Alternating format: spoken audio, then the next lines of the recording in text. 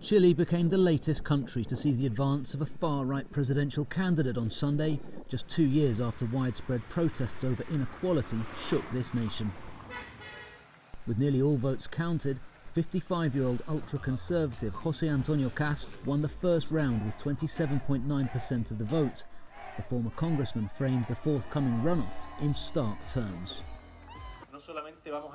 We are not just electing a president, we are going to choose between freedom and communism. We are going to choose between democracy and communism. Kast will face the 35-year-old leftist Gabriel Boric in the second round. The former student activist leader also said Chileans now face a crucial decision. Either we move toward a more inclusive, more generous Chile, more concerned about its people, where we leave no one behind, or we continue in the same logic of rejecting, of exclusion, and of privileges, which Chile fought against.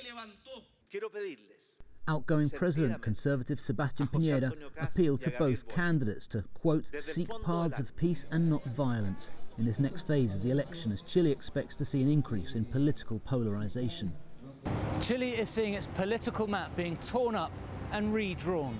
The traditional parties that have governed this country since the return to democracy in 1990, centre-left and centre-right coalitions, ended back in 4th and 5th place in Sunday's vote.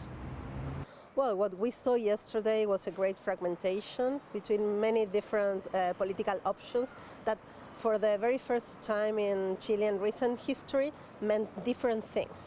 They represent different interests, different values, different worldviews.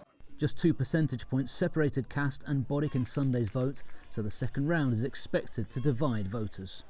Polarization in Chile, as in the United States, is highly asymmetrical. It is one pole of the political spectrum that is getting more and more extreme, and that tenses the whole system, but it's not a symmetrical polarization. Voter turnout was below 50% in this first round.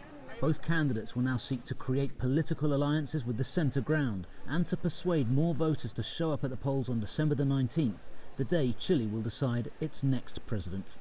Joel Richards for CGTN in Santiago.